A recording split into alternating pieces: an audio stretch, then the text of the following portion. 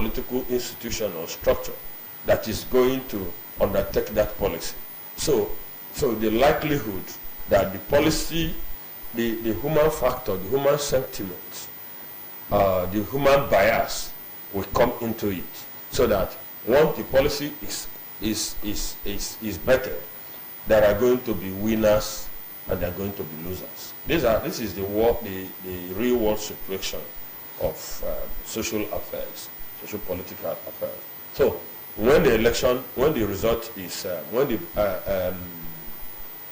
Supreme Court verdict is given, yes, whether now or, but we know that it's not going to drag so long from the experience. Because from that's history. my fear. Yeah, it's not going to drag too long because they've got the hearing, they've said, come out to say, wait, we'll communicate to you on the day of judgment. So the day of judgment is coming. So when it's done, there's going to be winners and losers. Right. So that is implication. Right. So again, like I said, it is unfortunate that all our elections, almost all our elections, will end in the thing. We have said only, I think it was Jonathan who said, I considered defeat. I'm not going to court. I don't encourage my party to go to court. I'm going for. I think, well, some people praise about who also said that there is a way, there is a time, there's the way the election is conducted, and the magnificence is so bizarre. It will even be wrong not to challenge it, because when you go to court, like Gani Fayemi will say, most of the time when you go to court, you are not going to court because you just want to win. You want to expose the law. You want to expose the system. So, for that school of thought, going to court is good for, it's part of our democracy, because a law is not a law until it has been texted. Yes. Until it has been texted. But again, the only thing I know that the Supreme Court on issue of election petition, their judgments are always declarative. So declarative that we say what will happen, not where. So in that case, the final result is like mathematically an integer, because it is whole and complete. Yes. Not the one we have seen in the other was when Supreme Court will give judgment and the parties to it will begin to impute their own interpretation. That is another dangerous dimension that our democracy and our society has taken. Well, now when it comes to this issue of Ebola in Godalo in Edo State, now when other people look at this issue and how the Supreme Court has said they would be communicated indefinitely now, do you think other people will be encouraged to also employ the Supreme Court or employ the intervention of the Supreme Court when they get to that level, and they feel like, okay, well, there's something with the vote, I know I won, and then let's go to court? Do you think that other people too will be encouraged to, have that momentum to say, let's go to court, let the court settle it too? Okay. That is a very good question. You see, like people said that we are, when it comes to issue of our politics, we don't believe in, we don't follow the rule of law, we don't, I think that we are rascally. You know that is where I am worried, because if we cannot, nothing will happen, nothing of those negative tendencies will happen or flourish if you have a judiciary that is really represents that woman blindfolded with the sword, at the symbol, if you really have it. Because once, the danger is that once we lose the judiciary, we've lost it all. So, like the concern you have framed in the lesson is, I think these are the kind of things that, the the leaders of our judiciary should look at, because when we have a judicial system that people no longer have confidence in, I think our society will become a kind of a legalized criminality, you know. So I quite understand the point you are trying to, so, but again, we'll continue to work, we'll continue to advocate, we'll continue to push, and I think Nigeria, we have a lot of work to do. We have a lot of work to do. This illusion that we are in a democracy, I think, like I was talking I said, INEC just focuses on election. Go to the INEC Enabling Act. INEC has responsibility for political education. And that is where also I align with those who said INEC should be unbundled. So let us have a separate body that is responsible for perhaps political party regulation and political education. And let us have a separate body that is in charge of polling, you know, so that, because there is this aspect of our political education is so neglected that it will continue to haunt us. So that is how I see it. The judiciary is part of us. The judiciary is part of us. When people talk about the police, they talk about the legislature, they talk about, I said, you don't even understand the social and political economic context of your nation. You see, is there any time that you plant rice and have it corn? No. It is not possible. So if you want to understand Nigeria, understand the sociological foundation, understand its sociological foundation, understand its political economic foundation.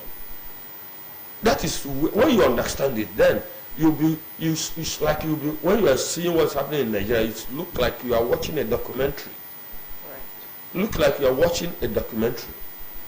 You know, even though it's a documentary that looks like Shakespearean comedy of error. You know, so we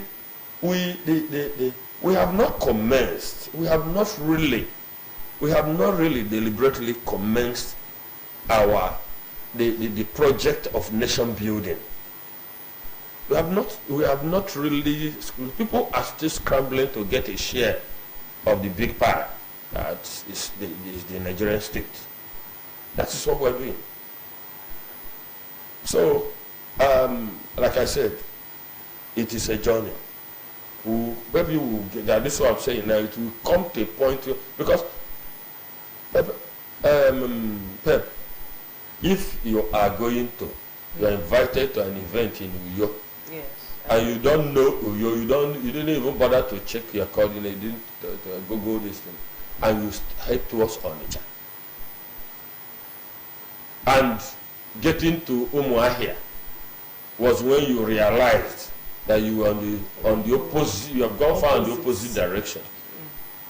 No matter your sentiment, no matter the only thing that will take you to no, I'm talking you are going to Yoda. You are going to Yoda. You first Benin, and you have gotten to Jebode when you realize, or you have gotten to Shagam when you realize that you were traveling the opposite direction.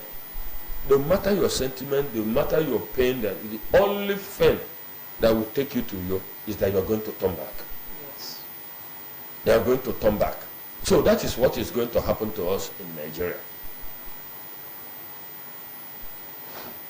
We will get to a point, it may not happen in our lifetime, it may happen if we are lucky, that if it doesn't happen, our children will, from my knowledge of history, will get to that critical juncture where the people will say, no. We need to that was how the nations got to the point where they had social revolutions. Yes. Revolutions may not always be violent. It may not always be violent. Go to your this. So definitely, but all what I know, and I challenge anybody to come on the debate is that our development trajectory is not following the direction that promises that we are on the right track of nation building. So is it the mutual distrust and mutual suspicion? Is it the rent-seeking attitude? Is it the preference for a route of least action and least resistance? How? Look at the output. How many? Nigeria is not a poor country, but it is a country of poor people. It's not a poor country. Even the government statistics prove that our economy is growing. The government earning, the GDP, the government earning is always on the increase. But can you say that about the well-being of the people? So we have growth, not development. Okay. So this brings we have growth and not development. Well, time is not our friend. Yeah. Before we leave, this brings me to my last question. Okay. And it's looking at one of the headlines from the New Telegraph that says IMF projects Nigeria's GDP growth at 3.4% on strong reforms. Now, it says that the latest assessment puts growth for the year at 3.4% up from 2.9% in 2023. The IMF has gone further to say that recent reforms, including the removal of petrol subsidies, the end of the central bank financing of the budget, and changes to the foreign exchange market have helped to improve macroeconomic stability. Now, with these findings, and how can it be placed side by side the living conditions of the average Nigerian? Okay. Yes. I don't have faith in anything coming from The the IMF. IMF and the World Bank. We call them the Bretton Woods institutions. Okay. I sat down in a university lecture hall for a whole semester, taking a course on the Bretton Woods institutions and international organizations. So, there's nothing in my knowledge of the history of the institutions, those institutions, that inspires me to have confidence in them. Because I've always asked, mention that country of the world that has broken through, that now belongs to the superpowers, has no big economies, that followed the IMF and World Bank Council mentorship. Mention one. There is none. So, why is it IMF that this thing is on the struggling economies? Where is the place of IMF where is the advisory role of IMF in the American economy, in the British economy, in the Japanese economy, in China? So, I don't have confidence. They are part of. They are part of that neoliberal contraction that is holding Africa down. Until we have leaders who understand that economic policies are homegrown, that you don't transplant economic policies, because what the IMF and World Bank do is that they export neoliberal economic policies. Economic policies work on the same very tenet of other economic. It is on other things being equal. It's a popular thing in economics, ceteris paribus. All other things being equal. So, what our political and economic and political institutions, are they the same? Because you are dealing with humans as social actors. So if you, okay, let me look at where their own method of deregulation, privatization and commercialization has led African economy. It's not, yes, in some places those things will yield a good fruit because of the institutions of checks and balances, because of the institutions of accountability and transparency, the institutions, the structures, the mechanisms of transparency and accountability, they are not at par in all places. They are not at par in all places. So you cannot use the same policy instrument in all the places, because you are going to get diverse results. You know. So when I ever hear this thing, so I think what the statistics, the statistics we should be relying on, that is where also the failure of our opposition political parties. Because the issue of what is the advantage of multi-party system?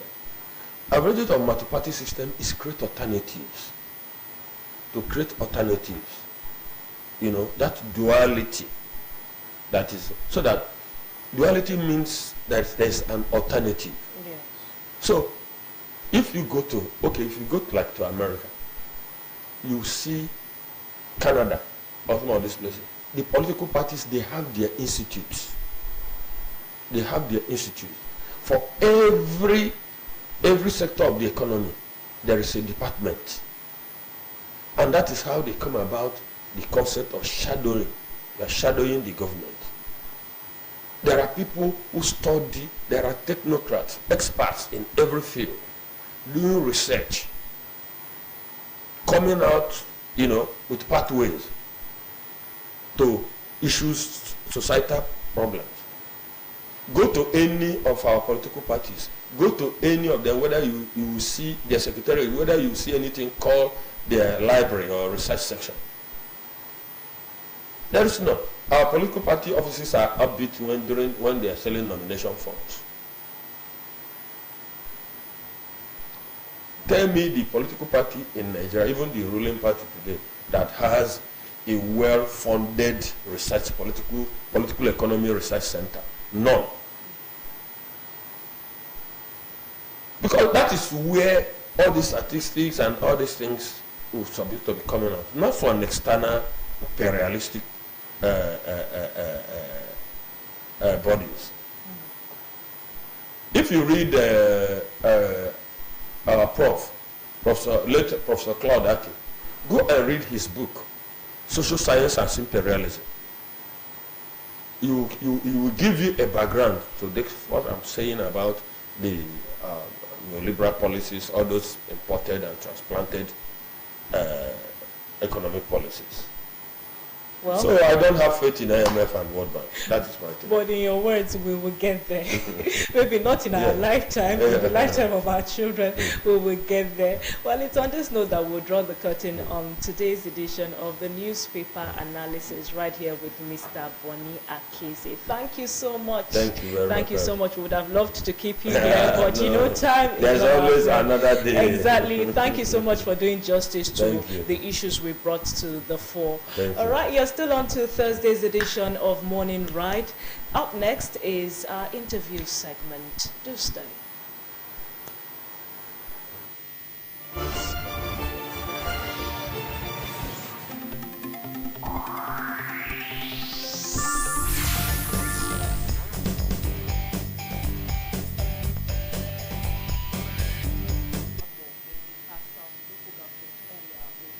State.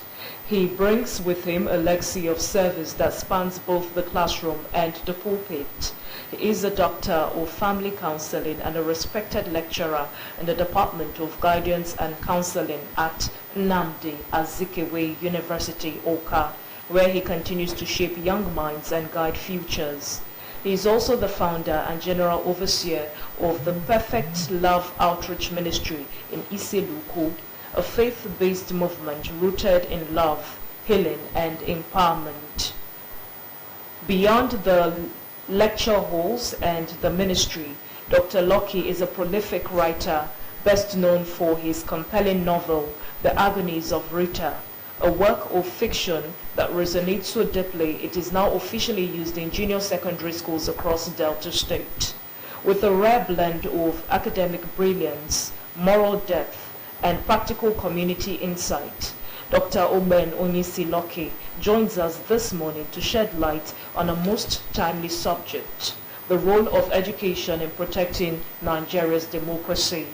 Ladies and gentlemen, please join us in welcoming a man of wisdom and purpose, Dr. Oben Onyisi Lucky. Good morning, Dr. Lucky. Good morning. Good morning, Dr. Good morning. Lucky. Good morning, sir. Good morning, Yes, madam. it's good to have you. Thank you, sir. Okay, so your profile is quite intimidating, and a pastor, a counselor, a lecturer. So it's a whole lot. And who else could we have gotten for this a very, very important discussion? Now, still in the spirit of democracy, of course, you're here to tell us to marry education and Nigeria's democracy. But can you briefly describe the current state of democracy in Nigeria, in your opinion? Democracy, as we were told, even as children, is the government of the people, by the people, and for the people. That means it's a process where governance or power is held by the people, either directly or through elected representatives. That means the people, the people that are being governed, the masses, are supposed to have a say in the democratic nature of the governance. Yes. But quite unfortunately, that what is happening now is very alarming in the dimension of leadership and rulership. When we talk about democracy, it's supposed to be a government or a governance where the leaders give listening ear to the people who elect them into that position. Are you getting me? Yes. And so because the people are not well educated on these rudiments, they find it difficult to understand what democracy is all about. Because if you look at it, there is a kind of miscarriage, you understand, of the process. Even not only the leaders who have to be blamed, but the people who vote them in. Are you getting me, sir? Because if actually we are very conversant with the nature of democracy, where educators teach people from the grassroots level what democracy entails, I think the governance of today would be a better place for us all. So my own opinion is that we are actually practicing democracy in principle, but in the spirit, it is the opposite. Okay, so moving on, what values or skills should education now impart on citizens for them to support democratic governance? If you study very well, and you should study your government in secondary school, even in primary school, you have fundamental human rights. These fundamental human rights are different from civic responsibilities. I hope you know. Then when we talk about fundamental human rights, you say the people have freedom of speech, but right to life and all that, inalienable features and all that. Then that is to say that the people that are there, the masses have to be educated on their own rights, that no one should infringe on their fundamental human rights, and they should also be educated on their civic responsibility. That is to say, you have a duty. One of the duties of a citizen is that you must vote. When they are well educated in the process of voting, they should also be taught that you should not take laws into your hands. But you see, we are suffering things like vote buying and falsification of electoral results. Are you getting me, sir? So in the process, because these people are not well educated, they mishandle the process. And at the end of the day, they blame the leaders, but they themselves are at fault. I think a man wrote a book, was it G.O. Orewa? Because No, it's Ojukwu Odumegwu because I'm involved. So discover that all of us, one way or the other, we are to be blamed in this kind of mess. So what am I trying to say? If the people are well educated, it's okay. During the election, you have you don't need to involve yourself in vote buying. Vote according to your right conscience. Do you understand? Then do not allow anybody to influence your decision. Okay, don't involve yourself in gastarism or all kinds of inadequate or abnormal character or behavior that will lead to the destruction of electoral process. And if they are well educated, you see that I think I heard over the news the other time a professor was jailed for rigging an election for a senator who enjoyed his tenure, but the man was to be sent to jail. So, but if we are to do the right thing, people should be educated on the dangers of indulging oneself in such kind of misbehavior. So they should inculcate moral values to our children, to our mothers, our parents, our fathers, telling them the dangers inherent in all these evil practices. If these things, corruptions and vote buying, falsification of result, the ideas can be nipped in the bud or thrown overboard, I believe that this country will be a better place for us. So I don't know if I'm communicating, man. Yeah, Okay. So now, as an educator, do you believe the current Nigerian education system adequately prepares young people to be active democratic citizens? We are doing our best. So to say, the country or educators are actually doing their best in doing these things. But most people, their background, the system itself, you think this system parental angle should be involved, because a father and mother is part of the system. Charity begins at home. So we are doing our best, but the system, we are talking about, you are trying to let me make me shift the blame to the stakeholders. I mean, no, I'm not saying shift the blame. I'm not even saying they are not. I'm asking you. So I'm not even faulting anybody yet. Okay. I'm asking you if the current educational system prepares young people to be actively involved in the democracy of the nation, the democratic process of the nation. It does, but because of influence. You see, when a young... so when did the young people lose it? If the educational let system... me tell you, when you are taught in the university, polytechnic or college of education, in college of education, there's a course called titled citizenship education. When you go to the higher institution, you study political science, public administration, and all that. They are being taught. The moral values are inculcated into many of them. At the tertiary institution, are they still young individuals? I think a lot of them by then character is already formed. So let's bring it back to primary school, what they call basic school and elementary. When we talk about civic education, earlier I mentioned social studies, responsibilities. Okay. Yes. So what is your question exactly on that? No. So I'm asking now, like the curriculum. Okay. Yes, the course outline, that's how they put it in tertiary institution. But the curriculum, do you think that it empowers and helps to frame the mind of these young individuals on the road? Yes, of course. I think in social study you have fundamental human rights as a topic, civic responsibility as a topic. So you have something that looks like separation of power. So when does voter apathy now start coming in? Because if they're properly taught about these things, that it's your right to... I was trying to say an issue, influence. Okay. Influence. And parental influence, societal influencer. You see, because these people, most of them come from a poor background. Though what I've been taught in the school could be different, yet you see them manifesting the opposite because of influence from home and political elites. Because if you are taught in principle on the basis of morality, in the school system, when you go out of the educational angle circle, you are influenced by giving your parents what ought not to deceive them. And when your father, your parents, or your guidance gives you an instruction, I think you may grow up with that mentality, and you will see the society the way it should, which is in the wrong dimension. Are you getting me, sir? So they are being taught, they are preparing them, they taught them these things in principle. Even the educators, some of the educators actually teach all these things, but in their behavior, actual attitude, they portray the opposite. So imitation in the wrong dimension is the problem here. Okay, so apart from the pivotal role that education is playing to ensure that these students, grow up to understand what is happening in the society democratically, what are some of the challenges that is facing education in this country today that might impact its ability to support democracy negatively? Corruption in the system, in the educational system and all that. Like I was invited by this commission to speak the other time on radio on the JAMB result, and I keep saying that when as much as people are performing poorly, the people who are whose duty it is to lead them to the to higher level in life are actually not doing their best. Corruption, because parents, teachers, stakeholders, there is this type of maladjusted upbringing in taking care of these children. So they are supported in examination malpractice.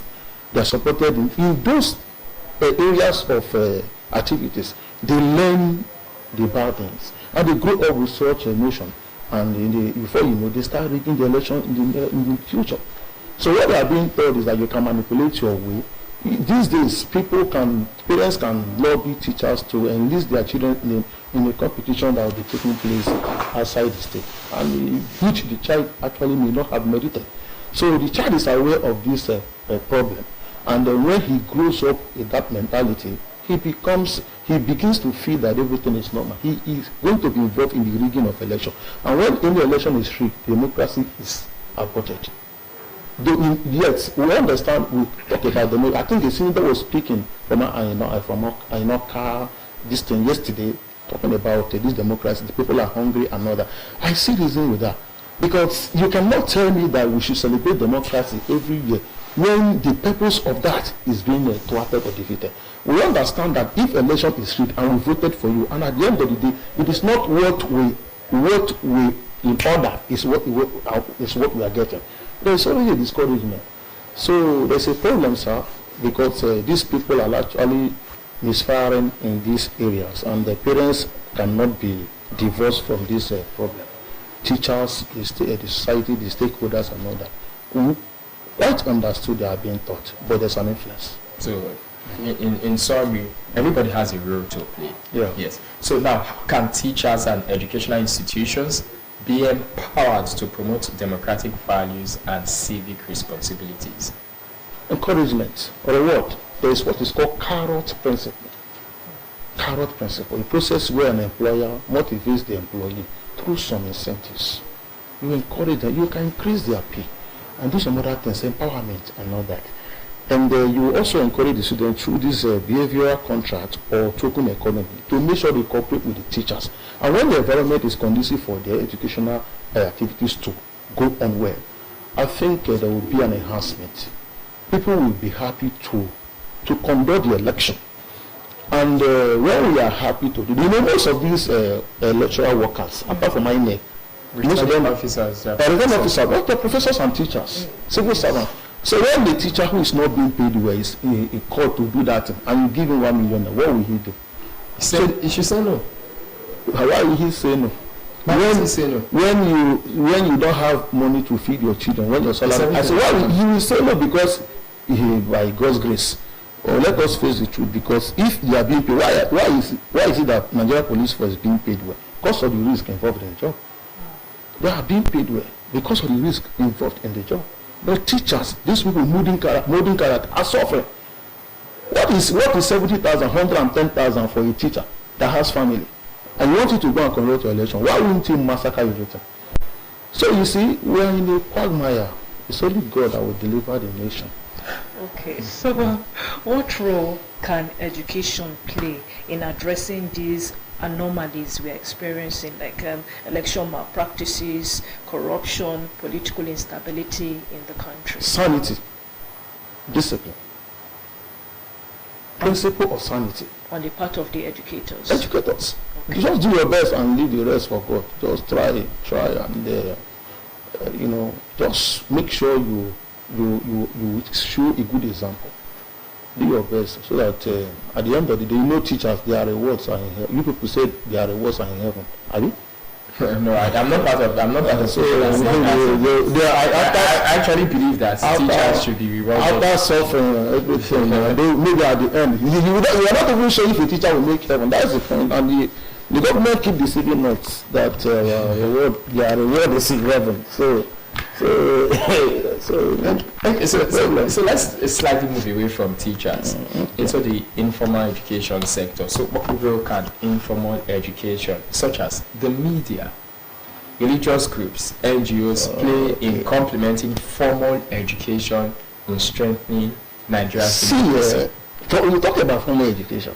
I think the government of Ghana stated a few days ago banning the public announcement of honorary doctoral degree and professorship.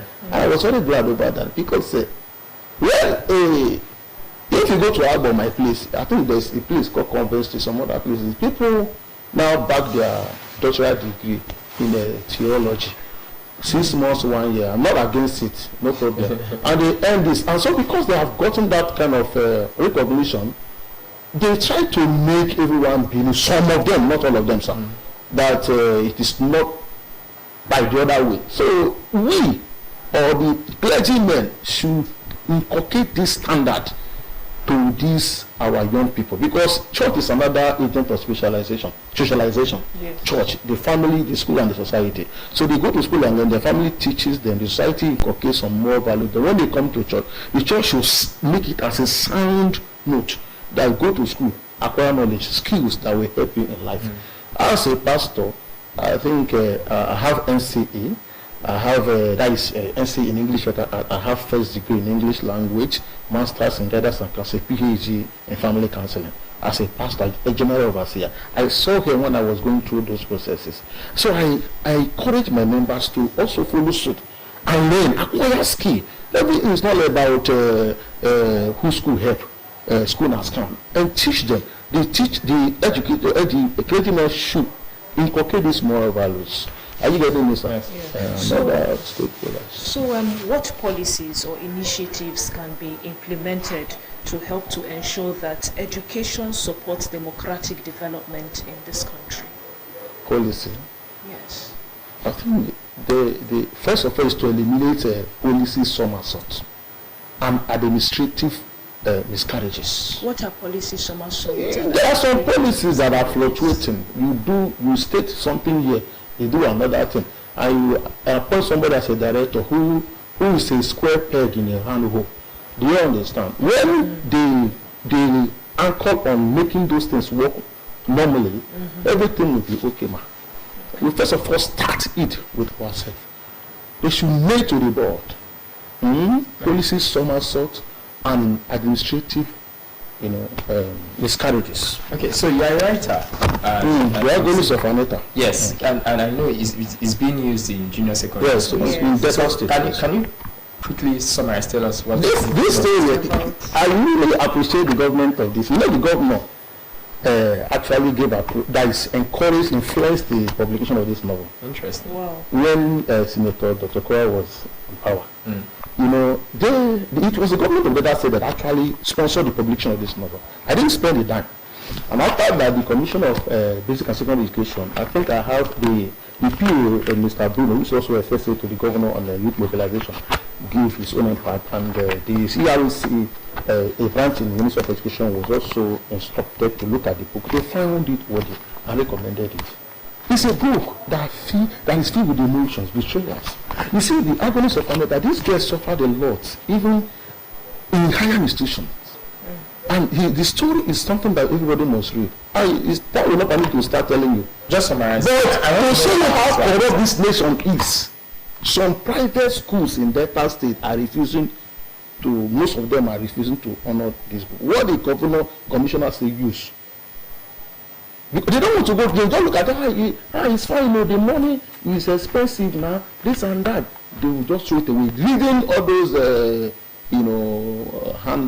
what I call it, handbook or pamphlet from on the Charmaine market and all that. So when they read, I will not say much about this. It's very captivating. It has a lot of didactism. So they should get to read this book. Let every parent encourage his child, his or her child, to go through this novel.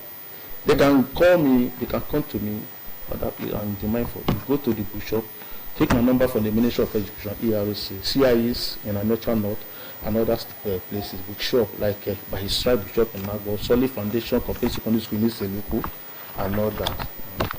They can get the books. The book. Okay, so finally, what would you like to share with young Nigerians that are watching you right now about their role in shaping and safeguarding democracy? They should get ready for 2027. It's going to be very interesting.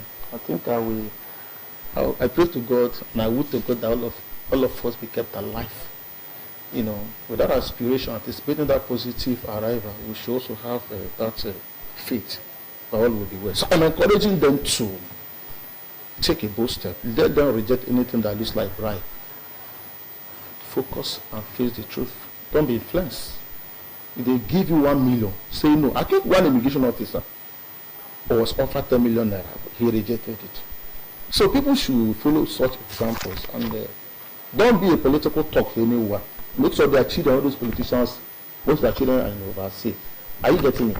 But they use some of us to perpetuate this angle. And a culture where people are forced against their will to gain access into power, is that democracy? Forced against their will. Like you don't know that forcing me into power. See, on election day, can you please go out and do the work of politicians now? Most of them, when they say they falsify results and they do anything and they use our youth to perpetrate those gangsterism.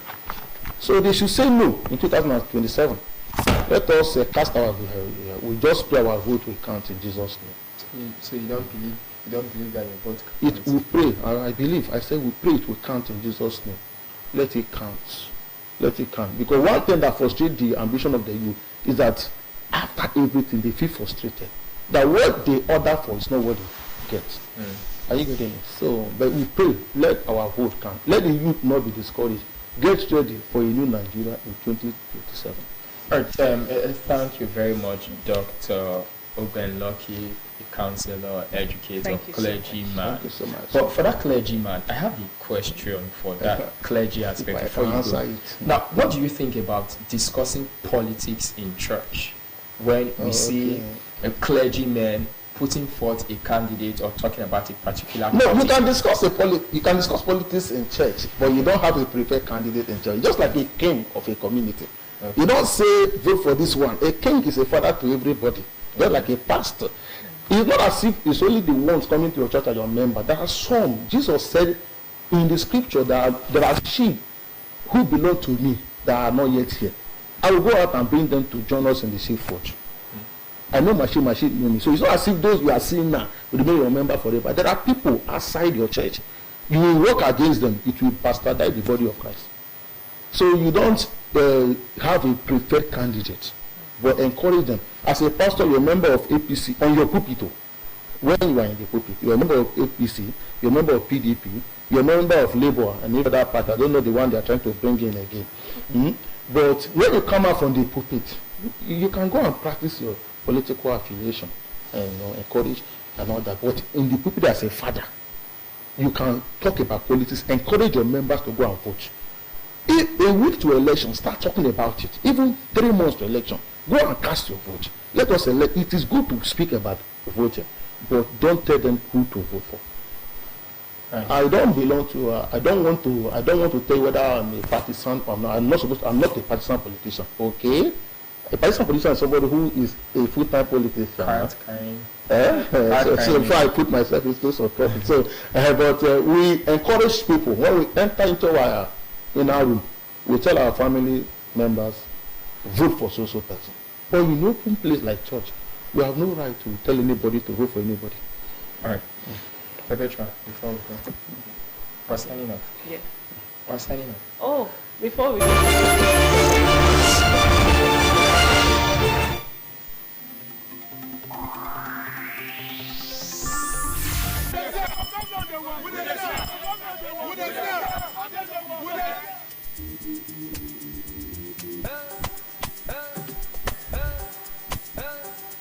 How far Delta people? In less than 22 months, Governor Borowori don show say im promise not be plenty talk wey dey full basket, not be cho with im more agenda, meaningful development, opportunity for all, realistic reforms and enhanced peace and security.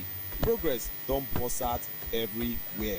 Im don upgrade over 500 roads, initiate over 300 new ones and build plenty bridges wey dey connect our communities.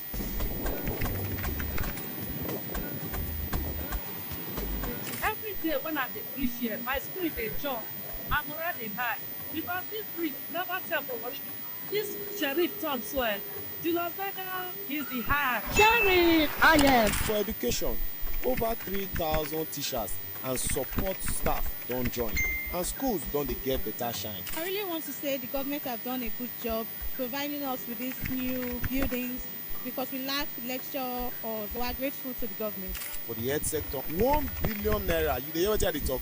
1 billion naira don burst out our health insurance. Hospitals don dey get better modern equipment and new health colleges don open. Every day, changes dey happen for Delta State. For agriculture, 1 billion naira intervention fund dey help our farmers to produce better food. Make we not begin to dey talk about empowerment sef wey dey sup for the state. Sheriff don touch over 250,000 lives for the state. Our decision is fully committed to what government expected to do for its people, which is to empower them to overcome the challenges of life, enable them to achieve their full meaning of happiness. Everybody no go lack for his life, his generation no go lack. As he remember me, remember my daughter today, make God remember her. He go come again, we go see follow am again. Our hard-working civil servants also dey enjoy support, and for our security agencies, they don get 66 security vehicles when our governor don say make e enter the road, make e protect people for the street. Thank you for the support that you have given the police command and other security agencies in the state. Okodo just dey go around every sector to make sure say everywhere palash. Make una know say this one na proof say Governor Borowori dey talk the talk, he dey do the work, and na man wey dey win award sef up and down. We are giving you this award as the most all-inclusive governor of the year 2025. Dis na sign say im dey bring hope and progress for every corner for Delta State.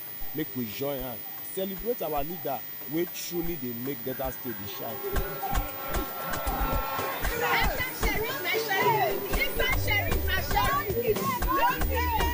The work never finish o, e go continue to dey do more.